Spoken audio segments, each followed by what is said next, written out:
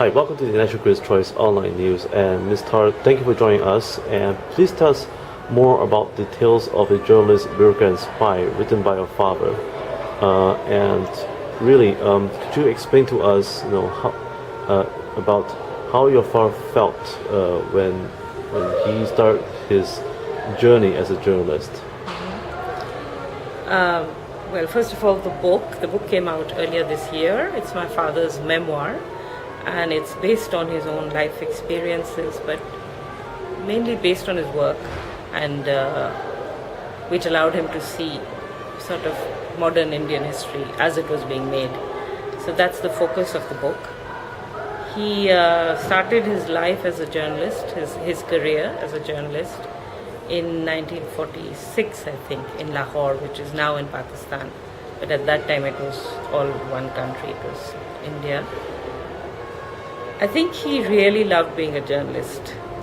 He's done a few things in his career, as you can see from the title of the book, but his first and last love was journalism. And he took it very seriously. He took the work, he thought it was important work. He took journalistic ethics very seriously. He had actually done a course in Lahore in journalism, which very few journalists do. I've been a journalist myself, and most of us just wander into journalism. But he actually chose journalism as a profession and learned about it. And I think one of the things that was very important to him as a journalist was to always preserve one's objectivity and to present the facts instead of only opinion. And I think that's what he's done to a large extent in the book, that he doesn't editorialize so much, but he presents the facts as he observed them. And here and there, of course, he does express his own opinion as well, but he makes the distinction quite clear that these are the facts and this is what I made of it. But he allows the reader to come to their own conclusions as well. Why the love of journalism? Was it the love of information? I guess so, and I think you can really get into a story when you're covering it. It becomes even when you're covering really difficult stories and very sad, but I think the idea that you can record it for history and for the world at large, I think that's important.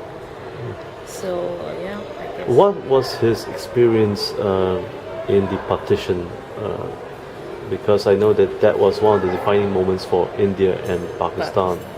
Yes, and I think it was something that people like him resisted the idea of partition. They didn't believe it would really happen till it became obvious that it was happening. And so a lot of people had already moved, across the border that was going to be established long before he did. He moved only in March, I think he moved to Delhi from Lahore. So he experienced it personally because he, as a Hindu, he was now a minority community. Suddenly, it became very obvious living in Lahore, and he was living in a part of Lahore which was predominantly Hindu and Sikh. So he saw the rioting there at a personal level.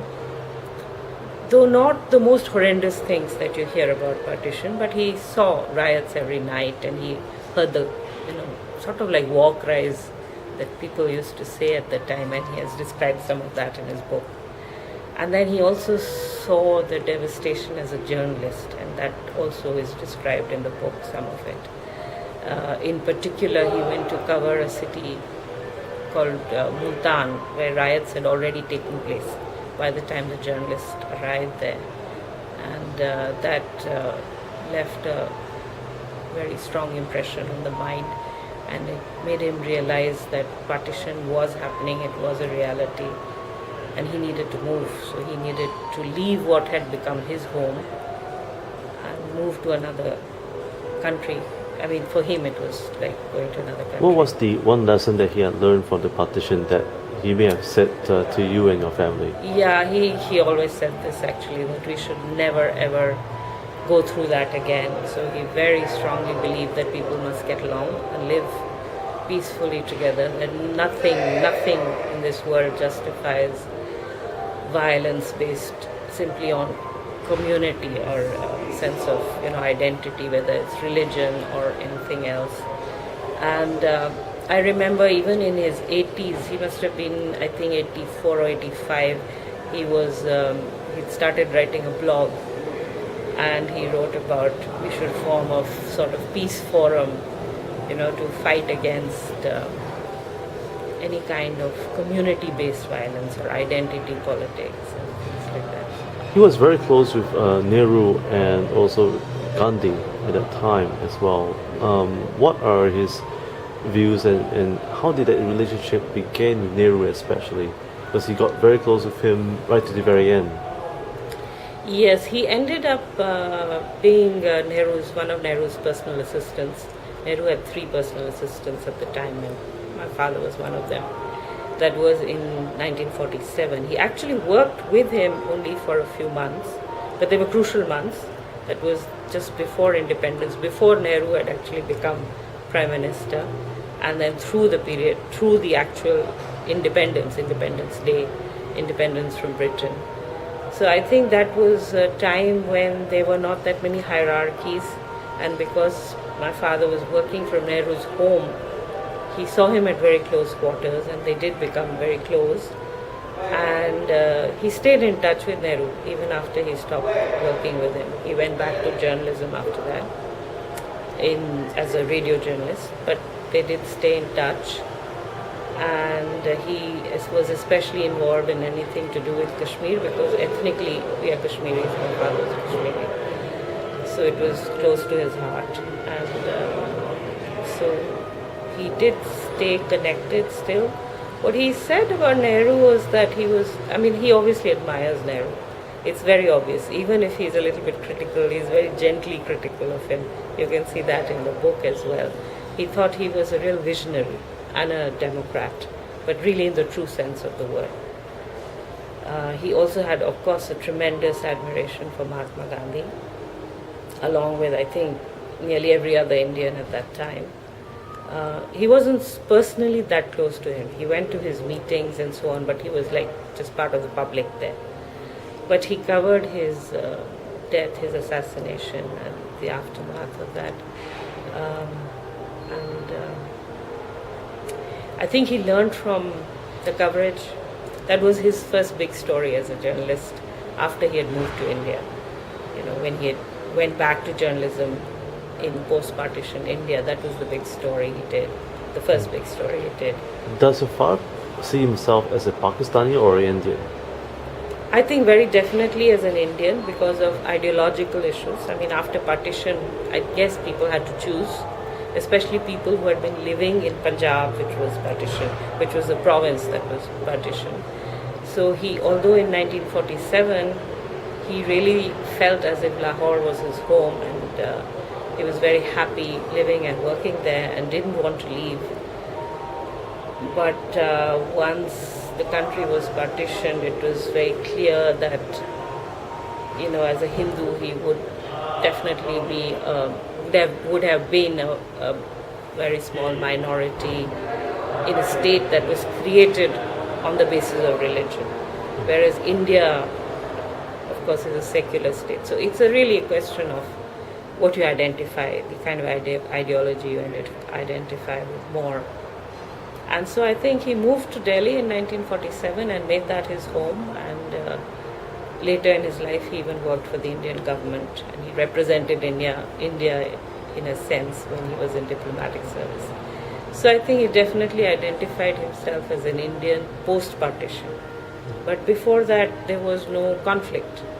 You didn't have to choose because it was all one country, it was all India. When India became an independent country itself, from Britain, what was the feeling like for your father and also along with many other Indians at that time?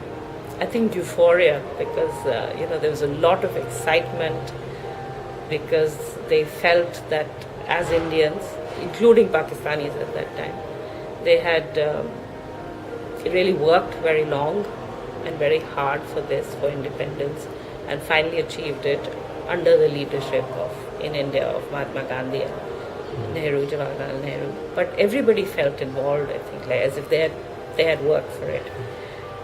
But he does write in the book that very soon there was also a sense of concern and sadness because independence came at the same time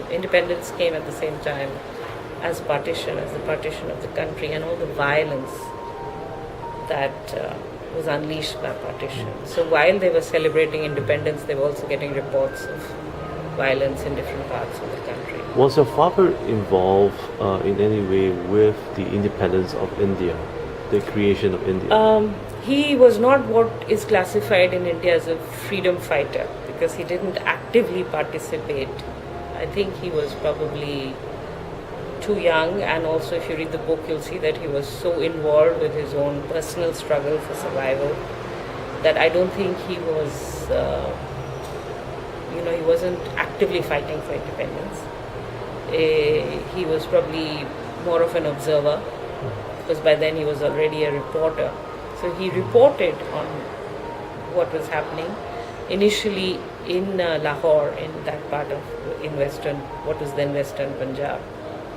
So the politics there, and that included the politics of independence and of partition as well. When Nehru passed on, how did your father felt? Was there did he felt it was a loss when Nehru passed on?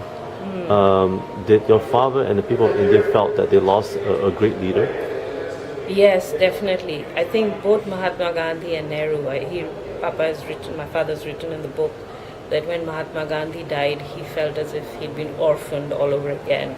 And I think a lot of Indians felt that way. And he was at that time called Bapu, which means father. So that was Mahatma Gandhi. When Nehru died, it was the end of an era. And my father saw him very much as a world statesman and a visionary, not just a good politician, something more than that. So I think, yes, there was a great sense of loss and also a personal loss because he had worked closely with him and gotten to know him. Did your father got a chance to meet up with some of the great men from Asia, including Lee Kuan Yew? And what was his views between the relationship between Singapore and India and even Asia? No, I'm afraid he never had the privilege of meeting Lee Kuan Yew. He came to Singapore quite late in life. Actually, he did visit Singapore in earlier years, but he moved in with me and my husband in 2010. So he made a home here quite late in life, and that was because we wanted my parents to live with us at that age. So. What was your best moments with your father? Because I read in your book later part that he went to Africa as well. What was it like? Oh, Africa was really exciting. I think for all of us it was a new experience. I was 12, so for me it was really exciting. But even for my parents, because they had never lived outside India. So it was a very new experience. And culturally it was very different. And again, he's written some of that in the book. So I think living in different countries and different continents can really expand your mind, and I think that it did that for all of us. How was the food over in Africa? Has he got any comments? I know. Yes, he loved the food. My mother's vegetarian, so she had a little bit of a difficult time there. She would have a lot of salads and things. But my father loved the food, especially the meat, and they roasted over the fire, and so he really enjoyed that. Now, has India changed from the time of your father back in the 1960s and to the present day, 21st century? Yes, I think India has changed a lot, and India has made a lot of progress, of course. India has also lost some, definitely in public life.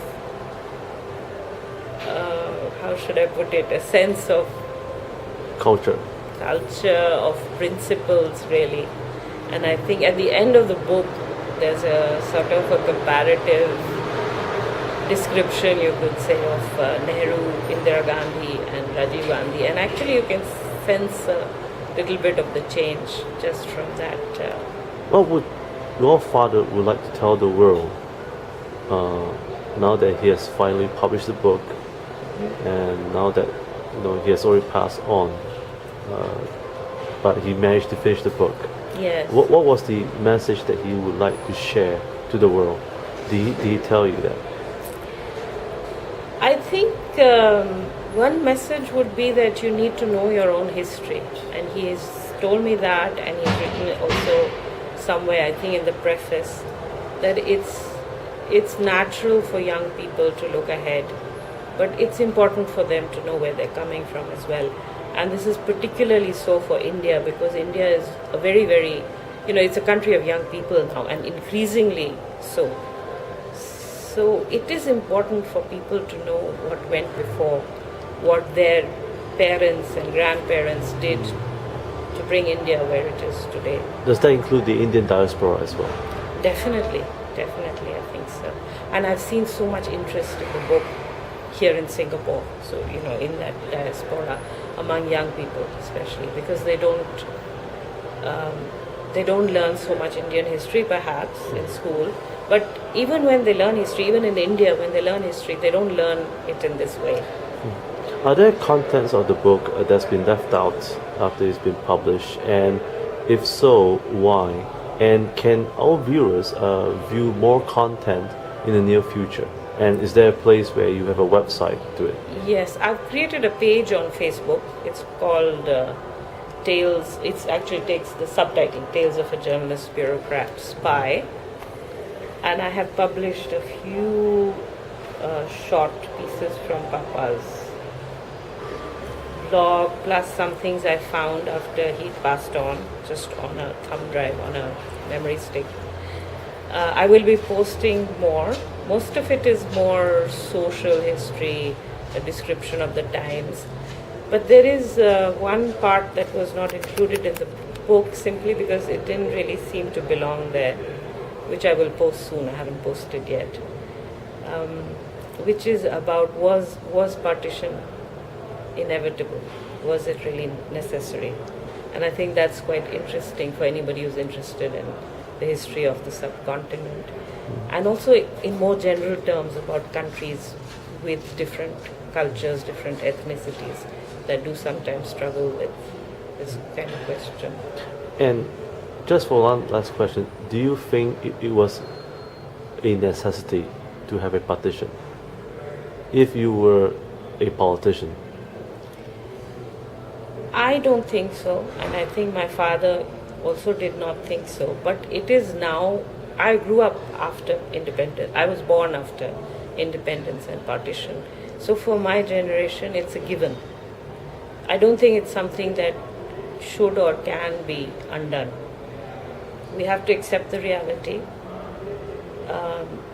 Whether it was really necessary or not, probably not, and not a very good thing to have happened, because there was so much violence associated with it. It was not a peaceful partition.